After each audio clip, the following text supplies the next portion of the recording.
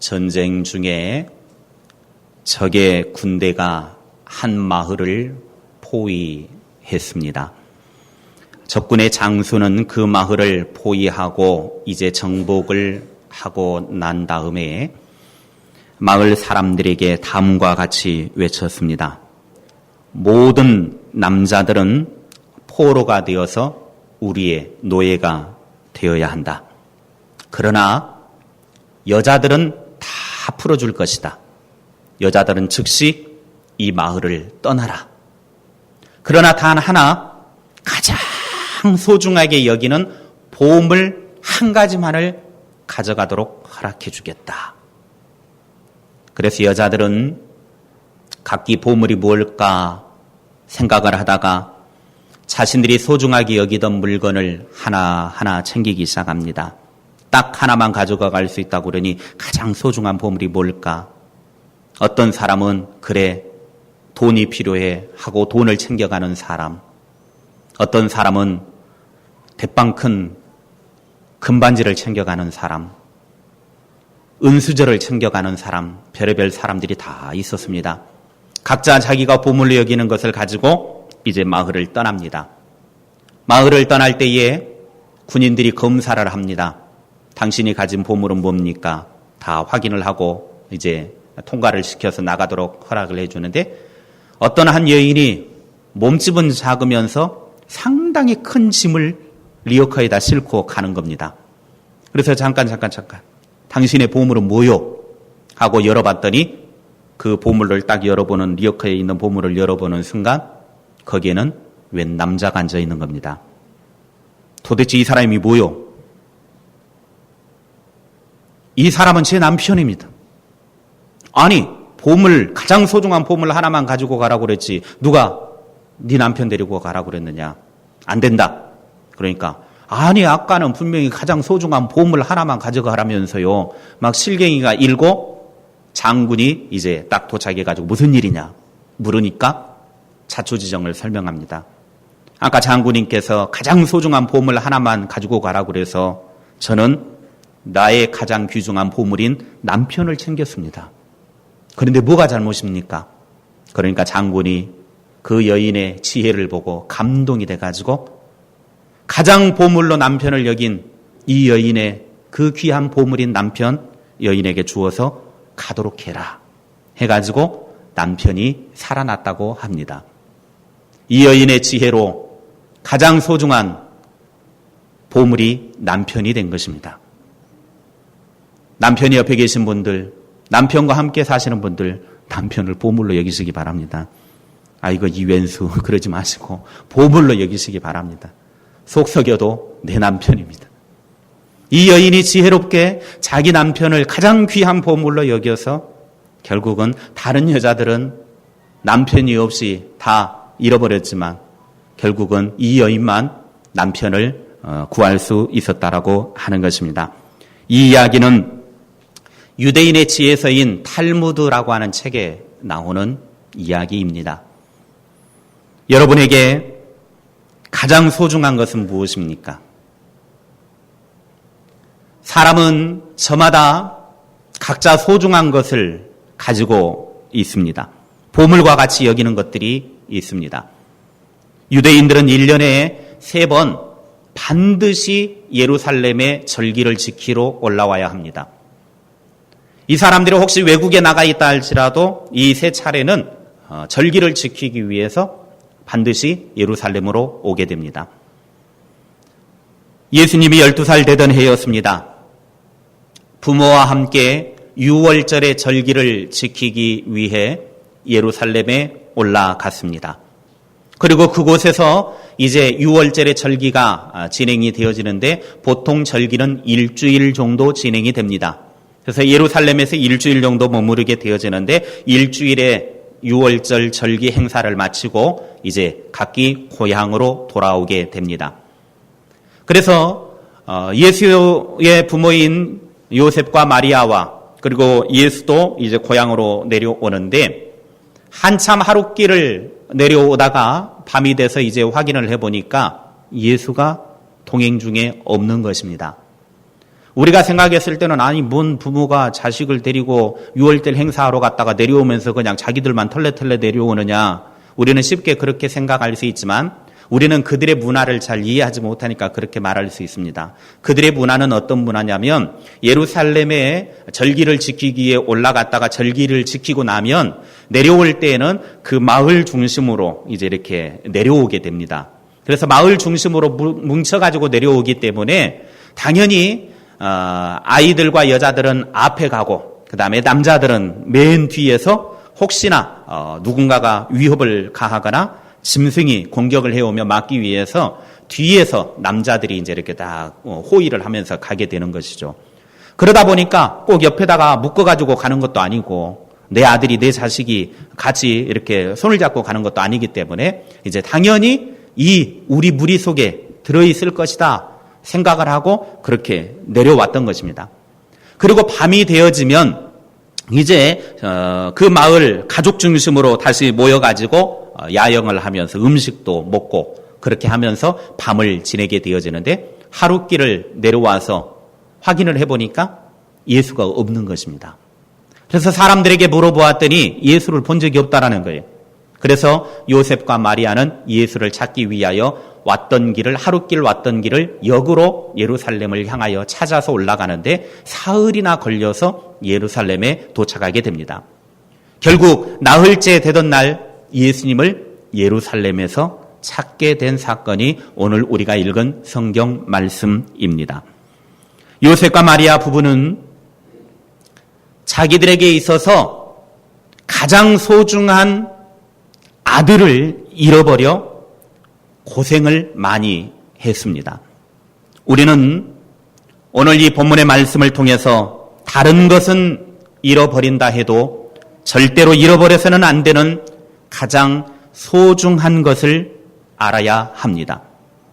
여러분에게 가장 소중한 보물과 같은 것은 무엇입니까?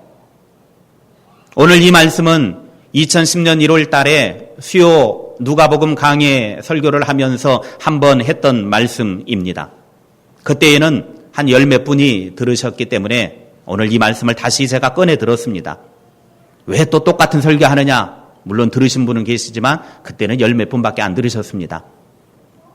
오늘 이 말씀을 통해서 우리가 잃어버리지 말아야 될 것들, 정말 소중한 것들, 보물과 같은 그것, 우리가 이 땅에 살아가면서 놓치지 말아야 될 그 보물을 꼭 붙잡을 수 있는 시간이 될 수 있기를 바랍니다. 약할 때 강함 되시네 라고 하는 찬양에 보면 이런 주요 내용이 있습니다. 약할 때 강함 되시네 나의 보배가 되신 주 나의 모든 것. 주 안에 있는 보물을 나는 포기할 수 없네. 주 나의 모든 것. 예수 어린 양 존귀한 이름. 예수 어린 양 존귀한 이름. 우리가 절대로 잊어버려서는 안 되는 가장 소중한 보물이 있다고 하면 그것은 예수님입니다. 예수님은 우리의 보배이십니다. 세상에 그 무엇과도 바꿀 수 없는 가장 소중한 보물이십니다. 그 예수님을 절대로 잃어버리면 안 됩니다. 그러나 우리는 때로 이렇게 가장 중요한 예수님을 잃어버릴 때가 있습니다. 언제 잃어버리느냐? 44절에서 언제 잃어버리는지 우리들에게 그 대답을 해줍니다. 동행 중에 있는 줄로 생각하고 하룻길을 간 후 친족과 아는 자 중에서 찾되. 예수님을 잃어버렸음에도 불구하고 예수님께서 나와 동행하고 있다라고 착각을 할 때입니다. 예수님을 잃어버렸는데, 예수님이 나와 함께 하지 않고 있는데 예수님이 나와 함께 하고 있다라고 착각을 할 때, 그때 예수님을 잃어버리는 것입니다.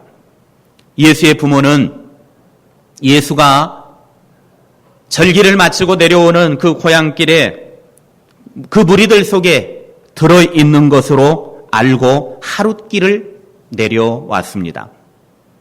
내 안에 예수님이 없으면서도 내 안에 예수님이 있는 것으로 착각하고 있는 것은 참으로 무서운 것입니다. 당연히 있겠거니 생각하지 마시고 날마다 두렵고 떨림으로 내 안에 예수님이 계시는가 확인을 하며 살아갈 수 있기를 바랍니다. 당연히 있겠거니, 당연히 내가 예수님 믿는다, 당연히 예수님이 내 안에 계신다, 그렇게 말하고 넘어가지 마시고 내가 과연 예수님과 함께하고 있는가 늘 확인하며 사시기를 바랍니다. 예수님을 잃어버렸는데도 당연히 여기며 살아가는 사람들이 얼마나 많은지 모릅니다. 당연히 내 안에 예수님이 계시겠지 하는 생각이 우리로 하여금 예수님을 잃어버리게 만듭니다. 그래서 에베소서 5장 10절에 주를 기쁘시게 할 것이 무엇인가 시험하여 보라 말씀하고 계십니다. 우리 안에 주님이 계시는지 늘 확인하는 것이 필요합니다. 구원의 확신이 필요합니다. 당연하게 여기는 것보다 내가 과연 구원을 받았는가 늘 확인하며 길을 걸으시기를 바랍니다. 뿐만 아니라 예수님에 대해서 무관심할 때 그때 예수님을 잃어버리게 됩니다. 오늘 이 부모는 예수님이 하루 끼를 함께 하지 않았음에도 불구하고 있는지 없는지 관심도 두지 않았다라고 하는 겁니다. 하루 끼를 내려오면서 과연 내 아들이 나와 함께 있는지, 우리 무리에 함께 있는지 전혀 관심이 없다라는 것입니다. 그러니 잃어버릴 수밖에 없던 것입니다. 예수님에 대해서 무관심한 사람은 예수님을 잃어버릴 가능성이 많습니다. 신앙생활하면서 교회 생활하면서 일에는 관심이 많고 자리에는 관심이 있는데 예수님은 무관심하다고 하면 그것은 참 위험한 것입니다. 예수님께 관심을 갖고 신앙생활할 때 예수님을 잃어버리지 않습니다. 예수님이 내 안에 계시는 것으로 당연하게 여기는 것과 예수님에 대한 무관심은 우리로 하여금 예수님을 잃어버리게 만든다라고 하는 사실을 기억하시기 바랍니다. 이렇게 아들 예수를 잃어버린 요셉 부부에게는 참 많은 손해가 임했습니다. 먼저는 시간을 낭비하고 말았습니다. 46절 말씀에 사흘 후에 성전에서 만난 즉 그랬습니다. 고향으로 내려가다가 역으로 예루살렘에 물어 찾아다니다가 결국에는 예루살렘까지 올라오게 된 것입니다. 하루 길을 내려왔는데 사흘 길을 찾아 헤매다가 드디어 성전에서 예수를 만난 것입니다. 그들은 사흘이라고 하는 시간을 허비해버리고 말았습니다. 세상 욕심 때문에 예수님을 잃어버리고 물질 때문에 예수님을 잃어버리고 기분 나빠서 예수님 잃어버리고 세상 즐거움 쫓아가다가 예수님 잃어버리면 몇 배의 시간을 낭비하고 말 것입니다. 예수님을 잃어버린 인생은 결국은 그 살아가는 세월이 허송세월에 지나지 않습니다. 예수님을 잃어버린 사람이 있다고 하면 속히 예수님을 다시 찾을 수 있기를 바랍니다. 예수님을 잃어버린 요셉 부부는 두 번째로는 마음의 고통과 아픔이 되었습니다. 48절 말씀에 그의 부모가 보고 놀라며 그의 어머니는 이르되 아이야 어찌하여 우리에게 이렇게 하였느냐 보라 네 아버지와 내가 근심하여 너를 찾았노라. 여기에 근심하다라고 하는 헬라어 단어를 보면 누가복음에서만 특별히 사용되어지는 단어입니다. 여기에 근심하다라고 하는 이 단어의 뜻은 아픔을 느끼며 고통하다라는 뜻입니다.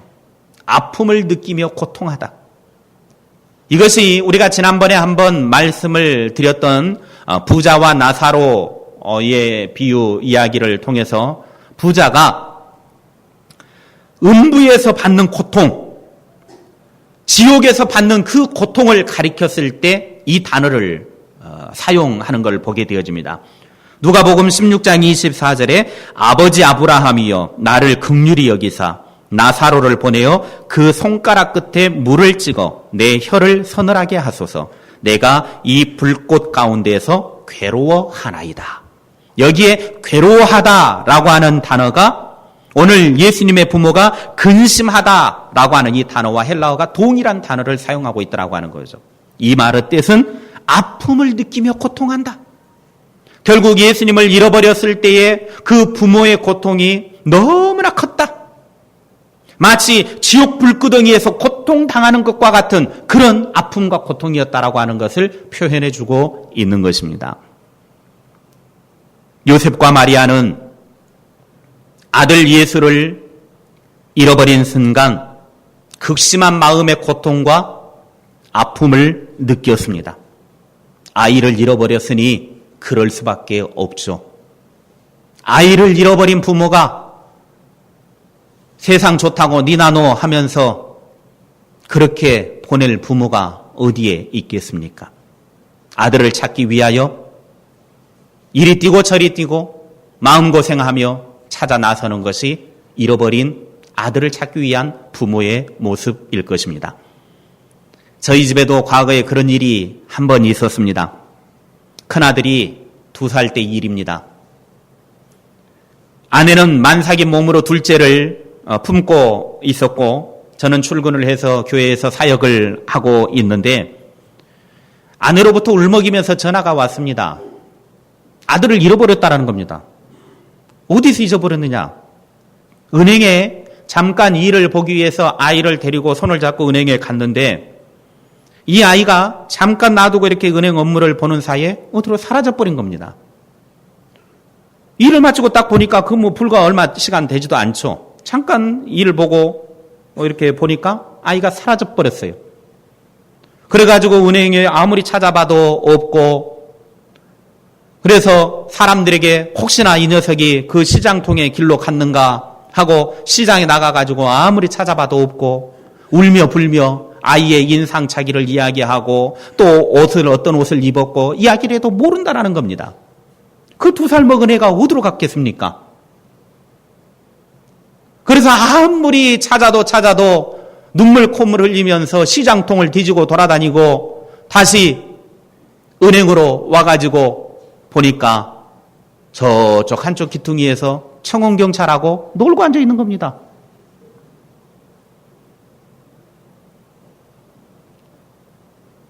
여러분 한번 생각해 보십시오. 2살배기 아이를 잃어버린 그 엄마의 고통이 얼마나 크겠습니까? 그때 잘 도망 다녀서 지금 달리기를 잘한가 봐요. 잃어버려가지고 어디로 가버렸는지 찾을 수가 없어서 울고 불고 돌아다니다가 마침내 찾았을 때 그 마음이 어떤 마음이 들겠습니까? 아이를 잃어버린 어미의 심정, 그것이 오늘 성경에 나오고 있는 요셉과 마리아 부부의 마음의 고통이었습니다. 오늘 우리가 예수님을 잃어버리면 이런 고통을 겪게 된다라고 하는 것입니다. 내가 예수님을 잃어버리는 순간 우리의 인생에 어마어마한 마음의 무거운 고통과 근심과 염려와 쓰라린 인생이 되어진다라고 하는 것을 말씀합니다. 예수님을 잃어버리는 순간 지옥의 형벌을 당하게 되어집니다. 지옥에 떨어진 부자는 얼마나 고통스러웠던지 천국에 있는 나사로를 다시 살려보내서 내 형제들에게 이 고통받는 지옥에 오지 않게 해달라고 요청까지 했습니다. 예수님을 잃어버리면 이런 극심한 고통을 경험하게 되는 것입니다. 절대로 예수님을 잃어버리지 마시기 바랍니다. 그러면 잃어버린 예수님을 찾으려면 어떻게 해야 합니까? 첫째, 잃어버린 곳으로 다시 찾아가십시오. 예수님을 어디에서 잃어버렸는지 처음 잃어버렸던 곳으로 찾아가야 합니다. 어디에서 잃어버렸는지를 생각하면서 오던 길로 방향을 돌이켜야 합니다. 요셉 부부가 잃어버린 예수를 찾기 위해서 왔던 길을 다시 예루살렘을 향하여서 묻고 물으면서 예루살렘으로 발길을 옮겨갔습니다. 오늘 우리가 예수님을 잃어버렸다고 하면 내가 예수님을 잃어버린 곳이 어디인가? 그 잃어버린 곳으로 가야 합니다. 그곳을 추적해서 내가 어디에서 예수님을 잃어버렸는가? 그 자리에서 예수님을 발견하게 될 것입니다. 예수님은 에베소 교회에 책망을 하시면서 요한계시록 2장 5절에 보면 이렇게 말씀하십니다. 그러므로 어디서 떨어졌는지를 생각하고 회개하여 처음 행위를 가지라. 여러분, 에베소 교회는 처음 사랑을 버리고 이단에 빠지게 되고 거짓 사상을 받아들인 교회가 되어버렸습니다. 그래서 예수님께서는 에베소 교회를 책망하시면서 너희들이 어디에서부터 떨어졌는지를 생각해보고 회개하여 처음 믿음으로 돌아가라 꾸짖고 계십니다.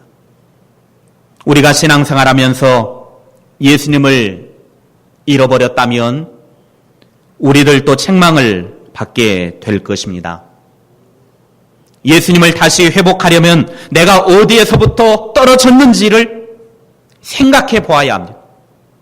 어디에서 예수님을 잃어버렸는지 알아야 합니다.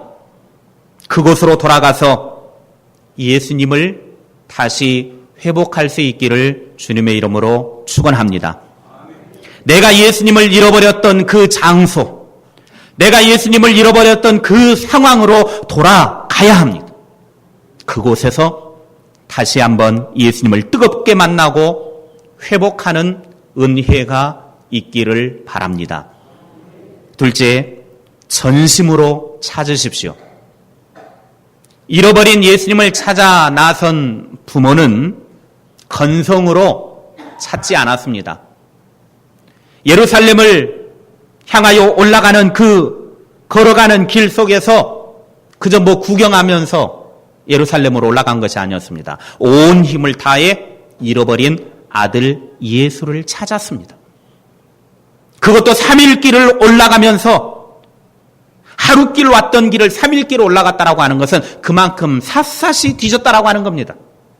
사람들에게 묻고 집에 가서 묻고 확인해보고 마을 이장도 만나보고 그러면서 하루 왔던 길을 3일 길을 되돌아갔다라고 하는 것은 그만큼 온 힘을 다해서 잃어버린 예수를 찾아갔다라고 하는 것입니다. 전심으로 찾았습니다. 역대하 16장 9절 말씀에 여호와의 눈은 온 땅을 두루 감찰하사 전심으로 자기에게 향하는 자들을 위하여 능력을 베푸신다고 말씀하셨습니다. 전심으로라고 말했을 때 이 전심이라고 하는 것은 성경의 가장 적절한 성경 구절이 뭘까? 이 전심이라고 하는 것이 신명기 6장 5절에 보면 너는 마음을 다하고 뜻을 다하고 힘을 다하여 네 하나님 여호와를 사랑하라 그랬습니다. 이 전심으로가 마음과 뜻과 힘을 다하는 것, 이게 바로 전심으로 하는 것입니다. 온 힘을 다해서 하나님을 찾는 사람이 하나님을 만나는 은혜를 누리게 되는 것입니다. 신명기 4장 29절 말씀에 내가 거기서 내 하나님 여호와를 찾게 되리니 만일 마음을 다하고 뜻을 다하여 그를 찾으면 만나리라. 마음을 다하고 뜻을 다하여 하나님을 찾을 때 만나게 된다. 여러분이 주님을 잃어버리셨습니까? 그 주님을 찾기 위하여 온 힘을 다하시기를 바랍니다. 전심을 다하시기를 바랍니다. 마치 내 아들을 잃어버린 것처럼 그 주님을 찾아 나서시기를 바랍니다. 그냥 길 가다가 예수님 어디 갔어요? 예수님 봤어요? 그런 차원이 아니라 정말 예수님이 없으면 내가 너무나 마음이 고통이 온다. 내 인생이 너무나 쓰라린 지옥과 같은 경험을 할 수밖에 없다. 그 마음을 가지고 온 힘을 다해서 주님을 찾아 나설 때 그 사람이 주님을 만나게 된다고 성경은 우리들에게 말씀하고 계십니다. 하나님을 온 마음과 힘을 다해 찾는 사람에게 하나님은 만나 주십니다. 예레미야 선지자는 하나님을 배신하고 떠난 유다 백성들에게 선포를 하면서 예레미야 29장 13절에 보면 너희들의 심판을 받기는 받지만 너희들의 죄로 인하여 고통을 당하기는 하지만 너희가 온 마음으로 나를 구하면 나를 찾을 것이요 나를 만나리라 그렇게 말씀하셨습니다. 너희가 징계 중에 있다 할지라도 온 마음을 다해서 전심을 다해서 나를 찾으라. 그러면 내가 너희들 만나 주겠다. 오늘 이 땅에 살아가는 삶 속에서 주님을 잃어버렸으면서도 예수님을 잃어버렸으면서도 예수님을 찾기 위하여 전심을 다하지 않는 사람은 큰일 납니다. 오늘 그 주님을 온 힘을 다해서 찾으시기 바랍니다. 여러분이 예수님을 잃어버렸습니까? 그 예수님을 회복하기 위하여 전심으로 하나님께 구하십시오. 전심으로 그 하나님 앞에 찾으십시오. 여러분의 모든 노력을 다해 예수님을 다시 회복하십시오. 예수님을 전적으로 찾아 나설 때 다시 회복하는 은혜를 누리게 될 줄로 믿습니다. 그렇게 해서 예수님을 찾으셨습니까? 그렇다고 하면 여러분의 소유를 다 팔아서라도 그 예수님을 잃어버리지 않도록 여러분의 것으로 만드시기 바랍니다. 마태복음 13장에 보면 남의 밭을 빌어먹는 한 농부가 소작농을 하면서 이제 밭에 가가지고 이렇게 일을 하기 위해서 땅을 파는데 뭔가가 덜커덕 걸리는 겁니다. 뭔가 이게 있나 하고 이런 것이 있으면 농사가 잘 안 되니까 파내야지 하고 꽃갱이로 막 파내는데 깊숙이 박혀가지고 뭔 상자가 박혀 있는데 막 파내다 보니까 파서 딱 보니까 그 안에 보물이 들어있는 보물 상자인 겁니다.